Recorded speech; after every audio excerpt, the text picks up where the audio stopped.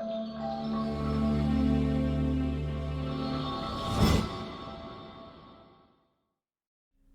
Michael Parker, CEO and founder at Forge Fitness and Nutrition Coaching. Welcome. In this video, we're going to dive into habit and resistance, most specifically on the fear of failure.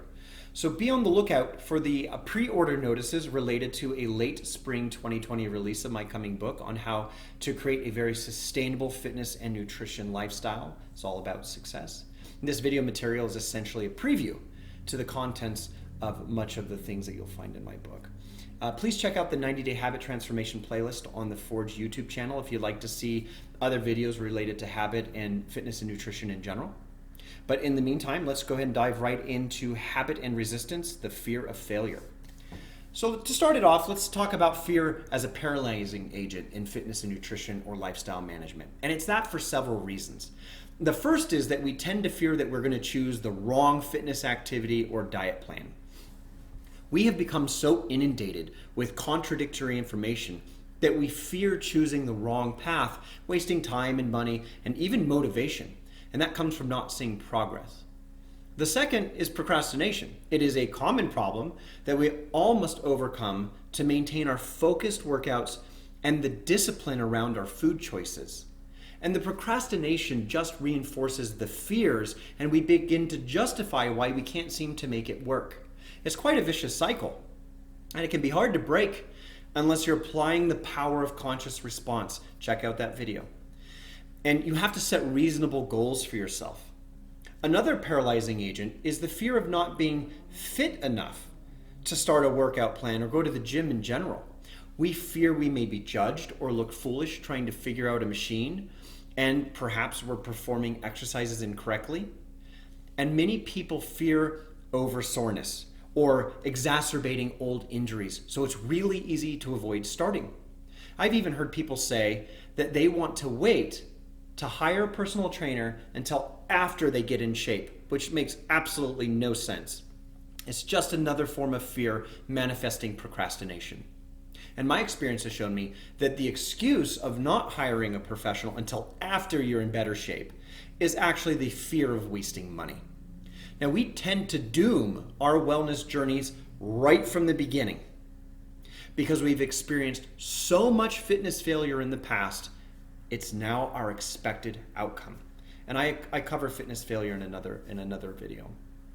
But suffice to say, it is the common outcome for many Americans, failure.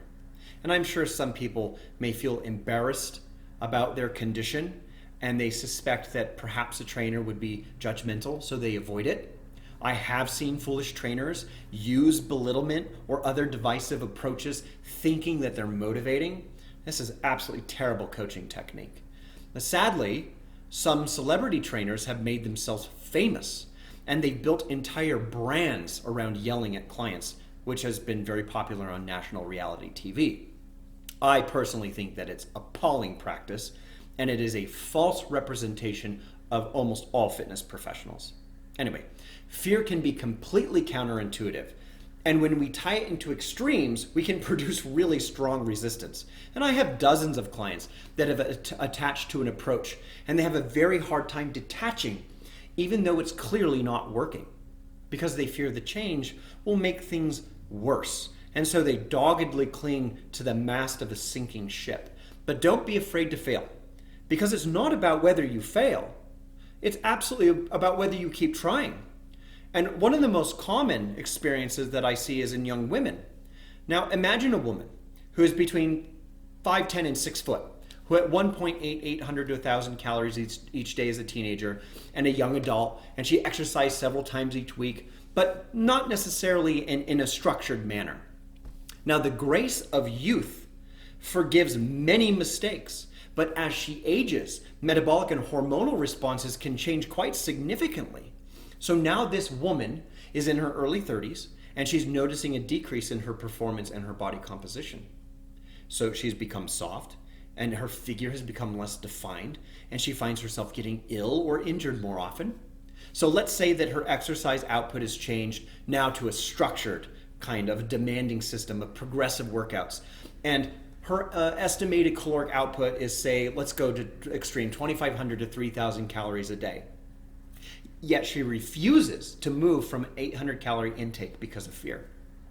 Now, clearly her output demands energy, but in the absence of calories provided by food intake, how will the body make up this deficit? It will begin to affect the internal structures and it will convert energy there.